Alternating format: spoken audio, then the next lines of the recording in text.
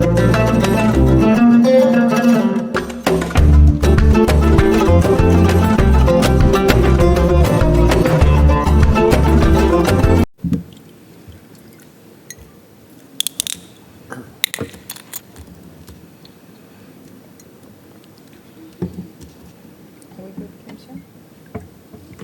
have 1 minute then signaled. Oh, yeah.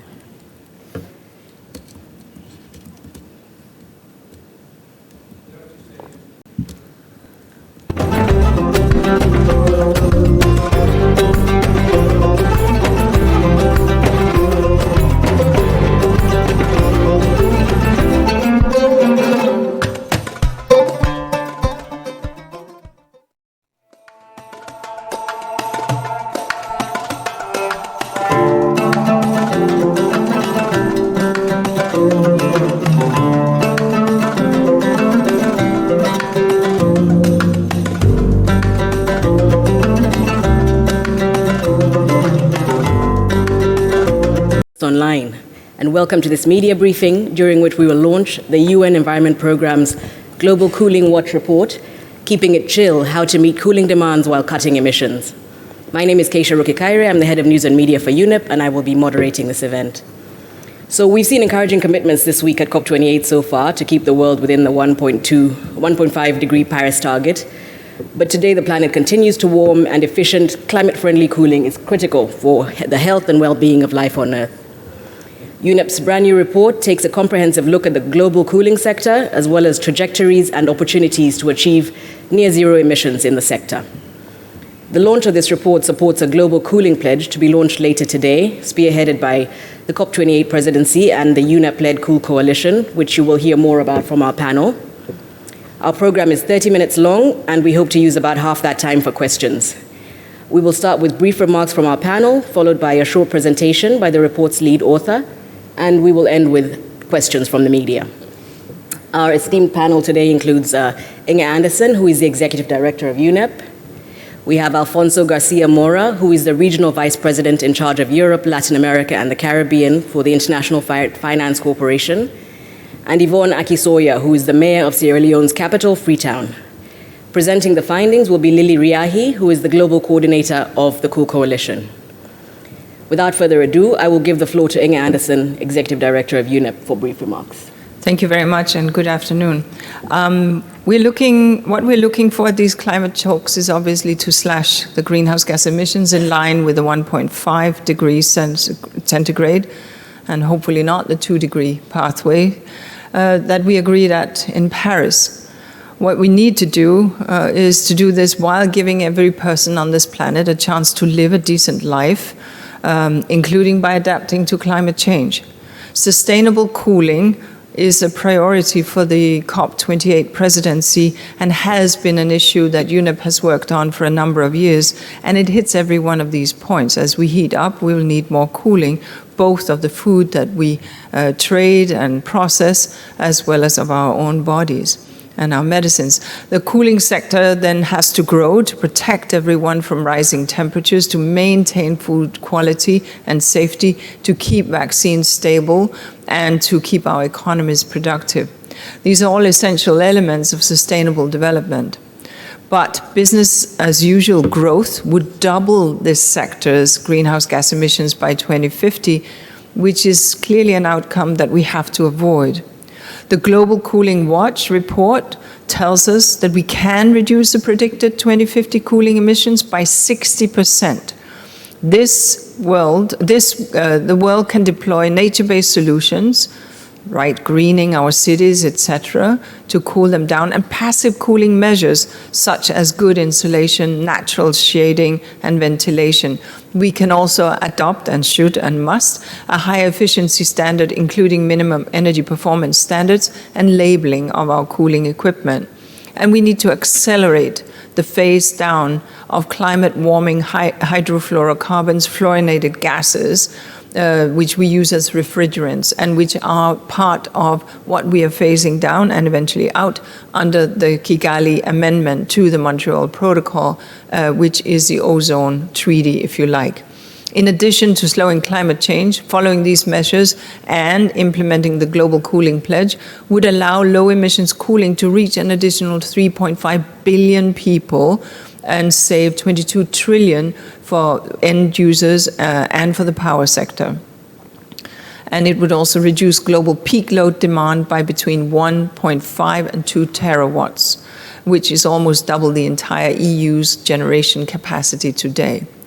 If rapid grid decarbonizations were added to these actions, predicted 2050 emissions could be reduced by 96%.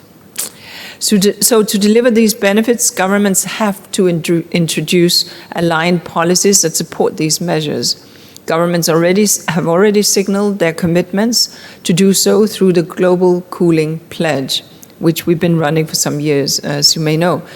Finance also needs to rise through the 22 trillion in savings and the very societal benefits, think health benefits, think not lost work days benefits, think not wasted food benefits, etc.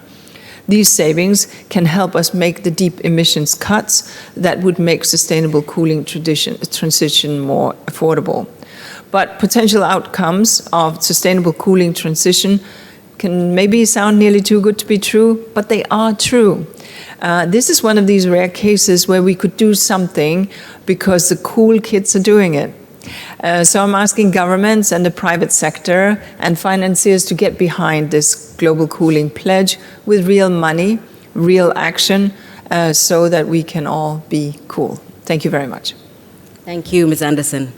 Next, I'd like to invite Alfonso Garcia Mora, the IFC's Regional Vice President in charge of Europe, Latin America, and Caribbean, to speak. Thank you. Thank you. Thank you very much. Good afternoon. The good news is that many commitments from both public and private sector will be made under the Global Cooling Pledge, thanks to the leadership of UNEP and other partners. So congratulations, Inger, for that. Temperatures are rising sharply in developing countries, as we see and as we have seen from west to east, from north to south. And cooling technologies such as air conditioners and refrigeration are urgently needed. Not just for people's physical security, like Inger was mentioning before, but for economic development, for food security, and medicine storage and transportation. So the cooling is something that applies much more than just to the physical security of peoples.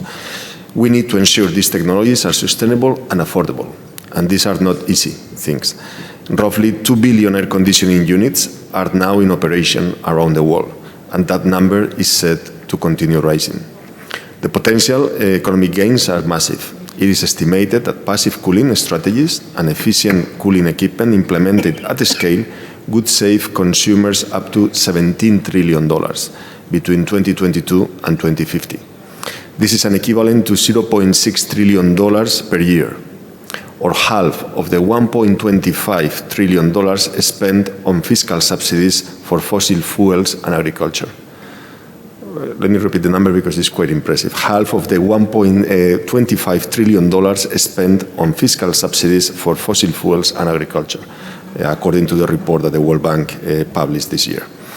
But the required investments are also very relevant, and they need to come mostly from the private sector. Sustainable cooling still remains unaffordable for the average buyer, reflecting two things: limited access to and the high cost of capital for entrepreneurs. The latter, so the high cost of capital for entrepreneurs, is probably the consequence of a perceived very high risk. So what can be done? What can we do in this context? There are four things that, in our opinion, could be done. That involves many different stakeholders. First, governments can introduce standards for energy efficiency in buildings and implement guarantees, for example, to the risk investments, and help private companies to overcome the high upfront costs, what we call concessional finance or blended finance. Second, real estate developers need to understand that sustainable cooling can be implemented as part of a strong push to advance green buildings. Programs such as IFC's EDGE program for green buildings, certification shows to developers that including cooling in the design of the buildings can actually help them a lot of money. Third, businesses should be aware about cold storage facilities powered by renewables. In places like Kenya, Nigeria, India, and the Philippines, solar energy is helping to reduce energy cost and reliable electricity supply. And then finally, and of course, consumers need to know their options and how they can achieve savings through more sustainable technology. IFC has been partnering with companies such as Tabrid here in the UAE and its Tech Emerge program to expand the use of sustainable cooling technologies in countries like India. And there are other projects that will probably come. And we look forward to scaling up such initiatives across the developing world. We need more of these, otherwise we will never get there. Thank you very much. Thank you very much, Mr. Garcia Mora. We will now hear from Yvonne Akisoya, who is the mayor of Sierra Leone's capital, Freetown. Welcome, Your Worship. Thank you very much. And thank you very much for inviting me to be here and speak on behalf of cities. I think I'd like to look at the cooling problem from three angles when it comes to city, or potentially the solutions. The first is for us to recognize that whilst temperatures are rising everywhere in the world, the experience of our residents differs markedly depending on where you are. So whether you're living in Manhattan and can afford air conditioning, or you're living in a slum community in Freetown and can't afford air conditioning, the temperatures are still rising. So the question of cooling is critical to us all, but as we look at this conversation and we look at the pledge, we must contextualize it. From a city's perspective, not only are we able to, in some instances, bring in regulations that have been mentioned in the context of government, regulations for cooling being built into the built environment. That is happening in a city like Copenhagen, where they're really leading the way with using building regulations to ensure cooling is built in. But that can also be done with more simple architectural design. And from a city's perspective, we'd like to, as this cooling pledge goes out, remind everyone that that is a role that we can play as cities. Of course, mention has been made of the energy that's used to power the coolants, power the air conditioners.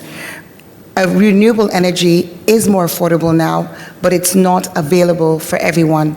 And that, again, from a city's perspective, is something we need to think about. And in case you haven't noticed, I'm really looking at this from a city's perspective and not just from a Freetown perspective, because as this pledge is made by national governments, we want to ensure that national governments are also signing up to the CHAMP, which was launched this week, which is the Coalition of High-Level, Multi-Level Action Partnerships.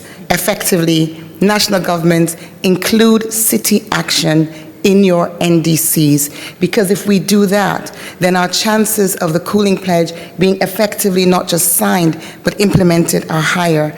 And I say this because 75% of the cities in C40 cities, which I co-chair, are cutting emissions faster than their national governments. So the cooling element of that would be integrated if we're also ensuring that cities are at the table. Market cooling, health cooling, home cooling. I'd like to leave you with a picture. Imagine a slum community, an informal settlement, the housing made of corrugated iron, and on the side, an air conditioner. The aspiration of everyone as temperatures rise and incomes rise is that their wealth is measured by their cooling. And it's so critical and important that a pledge at this time bears that in mind, not only from the perspective of improving the efficiency of the air conditioners being made, but ensuring that we are also getting the cities at the table so that the localized renewable energy solutions, such as off-grid solar solutions in communities, similar to what we've just been doing in some areas, in some C40 cities, can also be incorporated. Thank you very much. And as Inga has said, let's continue to be cool. Thank you very much, Ms. Akisoya. So now to present the key findings of this report, we have Lily Riahi, who is the Global Coordinator of the UNEP-led Cool Coalition. Thank you so much. Good morning. I'm very pleased to be here to present the findings from the Global Cooling Watch report, which was developed in collaboration with more than 50 contributing experts around the world. The report certainly comes at a pivotal moment as the world is breaking new and alarming emission and temperature records. How to keep cool while cutting emissions is a question many countries, cities, and regions are asking. one of the first findings in the report is that we are seeing a rising demand for power-hungry cooling equipment. Globally, cooling currently accounts for 20% of electricity use. Without any further action, the demand for cooling equipment will skyrocket, which is what you see here. It will grow, it will triple by 2050, and that impact will be that it'll double our electricity consumption. And that's because, as we've heard from our speakers today, we need cooling for nutrition, for food, for health, and for prosperity. Cooling is much more than air conditioning. It is about the resilience of our food systems and keeping food fresh and accessible through reliable cold chains. Currently, 12% of food produced is lost every year because of a lack of sustainable cold chain. If we improve universal vaccine access, we can prevent 1.5 million deaths annually. So it's also about our health. And of course, as Mayor Yvonne was saying, it's also about protecting our societies from extreme heat and working in safe and healthy environments. And it's about climate justice. Often the poorest and the most vulnerable are the hardest hit from rising temperatures and the least prepared. But the irony is that currently the way that we're cooling is causing us to further heat the planet. So cooling is a double burden when it comes to climate change. It consumes a lot of electricity because of inefficient air conditioners in poorly designed buildings. And cooling equipment often uses refrigerants that are very strong greenhouse gas emissions. That are really strong greenhouse gases. The sector currently, what we found is that the sector currently accounts for 7% of emissions globally, and if we don't change, as Inger highlighted, this will double by 2050. Now, the report studies pathways into the future, and what you see in the middle, I don't have a pointer, but it's the middle blue bar, is where we will get with emissions with existing policies. You will see that emissions rise to 6.1 billion tons of CO2 equivalent, which is roughly 10% of global projected emissions in 2050. But if we use passive cooling measures to reduce cooling load for both space cooling and cold chain, so this is cool roofs, reflective surfaces, bringing nature back into cities, ventilation, insulation, we see a significant reduction. In fact, about 24% of cooling load can be reduced through these solutions. Second, increasing the use of energy-efficient technologies and practices. And finally, a fast phase-down of refrigerants, climate-warming refrigerants under the Kigali Amendment. Taken together, these can deliver the 60% emission reductions in 2050 and cut emissions by 3.8 billion tons of CO2. Now, because cooling is mostly powered by electricity, to get us to near zero emissions, we need to fully decarbonize electricity generation by 2050. And doing so allows us to achieve the 96% reduction and an additional 2 billion tons of CO2, which you see in the furthest right of the graph. These are entirely novel findings that UNEP is bringing to the attention of decision makers. No study so far has looked at the totality of cooling emissions and looking at it across all sectors, nor the benefits of the comprehensive approach that we're hearing panelists speak about today, and how that can get us on the pathway to near zero emissions.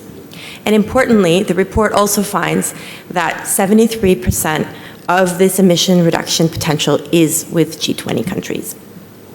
Now, the benefits of this transition are significant, as we've heard. We see electricity savings of $1 trillion annually in 2050 for consumers, or cumulatively $17 trillion of savings in electricity for end users or consumers. As Inger already highlighted, it's also a reduction in peak load of 1.5 to 2 terawatts by 2050. This allows us to avoid $4 to $5 trillion of investment in new power generation. And as was highlighted, it makes it possible for an additional 3.5 billion people to have fridges, air conditioners, or access to passive cooling solutions in 2050. So how do we make this a reality? Well, what's important is deeper efforts in the 3 key action areas and integration across them to avoid a siloed approach and ensure a faster implementation. Some of the most impactful policies include incorporating passive cooling into building energy codes, as well as nature-based approaches into urban planning. On efficiency, ratcheting up minimum energy performance standards for space cooling and refrigeration, and aligning this with the HFC phase down. So that's incorporating these criteria into those policies and incorporating both into building codes. So it's an aligned, integrated approach. And third is faster phase down of HFC refrigerants through regulations, better life cycle management, and training. Now, cooling is not a sector in most countries, and cooperation between ministries is not always easy. Therefore, you need plans, national cooling action plans, or regulations at the national level that enable this multi-stakeholder, cross-ministry approach to implement cooling. And finally, we need to scale finance instruments and business models that have proven to tackle one of the main barriers, which is that while sustainable cooling saves money and the environment, it can have higher upfront costs. And the trillions of dollars that we see in savings need to be captured through proven business models to make the transition affordable for all. And with the Global Cooling Pledge that is being spearheaded by the COP28 presidency, we have a great opportunity to scale action. The pledge actually is built on the results and the recommendations of this report, so it is a moment to translate these findings into a transformation of this sector. Thank you. Thank you very much, Lily. We will move to questions. We have just 5 minutes if there are any questions from the audience. We have somebody up here. Someone will bring you a mic. Front row, yes. Thank you. Please identify yourself and the media house you represent. Hello, Gloria Dickey with Reuters. I'm just wondering on the pledge if you can share how many countries have currently signed up and how you'll measure success in terms of both numbers and key joiners later today. Thank you. Sure. So over 60 countries have signed up currently to the pledge. And in terms of measuring success, there is a criteria for reporting on an annual basis on the commitments. And the Global Cooling Watch report has put in place the infrastructure for being able to track policy progress on an annual basis, and also to look at the science, so to look at the impact of that on emissions globally, and therefore track progress on the global targets that have been set in the pledge. Thank you. Thank you. Do we have any additional questions from the audience? If not, then we will wrap up. Thank you very much. Go ahead. One point, and that is to recognize IFC, because I shamedly faced to do so.